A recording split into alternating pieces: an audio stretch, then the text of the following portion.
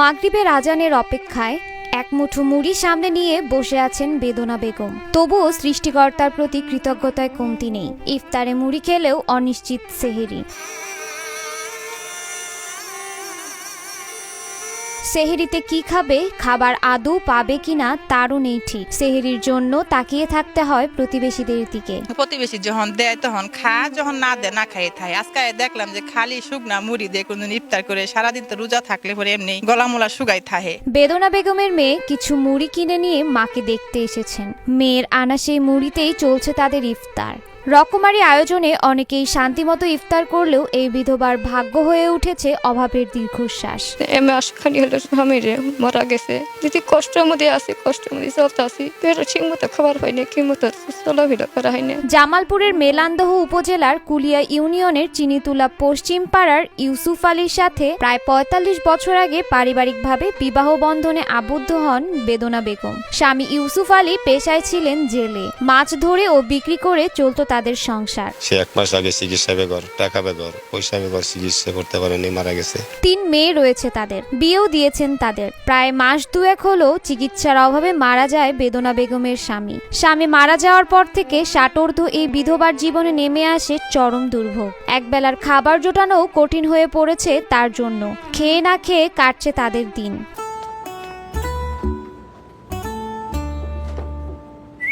এই ঈদে jewellery clothing এ বিকাশ পেমেন্টে ডিসকাউন্ট।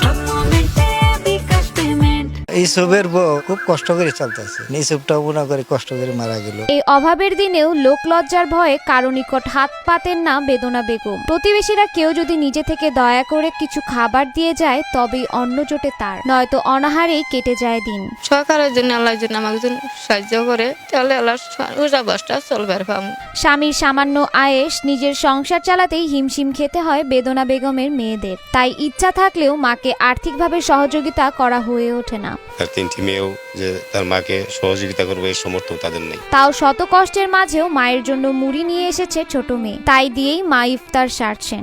আমার স্বামী গরিব মানুষ, চলাচলি করা হয় না। প্রতিবেশীরাও সবাই সব সময় খেয়াল হয়তো রাখতে পারেন না বেদনা বেগমের। নিজেদের সংসারের চাপে তার কথা প্রায় সময়ই ভুলে যান তারা। আবার স্বাদ থাকলেও সাধ্য নেই অনেকের। প্রতিবেশী যারা আছে সবসময় তো সবাই কাজেও ব্যস্ত থাকে, সবাই তো সবসময় কেউ ঋণে থাকে না। নিজের ভিটে মাটিও নেই এই অসহায় বিধবার। স্বামীর রেখে যাওয়া অন্যের জমিতে একটু মাথা গোজার আশ্রয় রয়েছে কেবল। বিনা চিকিৎসায় ইউসুফ আলীর মৃত্যু ও বিধবার এই অসহায়ত্বে স্থানীয়রাও ব্যথিত।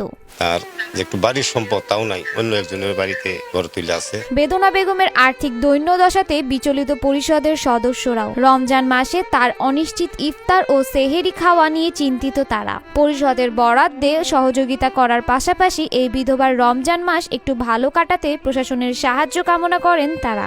এই রমজান মাসটা খুব কষ্টে দিন পাট কাটাইতেছে। আমাদের পরিষদের পক্ষ থেকে যা আসে তার সার্বিক সহযোগিতা যেটুকু পারি সেটুকু করি। সরকার এই বিষয়টা নিয়ে একটুখানি দেখে মনে হয় ওনার ফ্যামিলিটা রমজান মাসটা খুব ভালোভাবে কাটবে।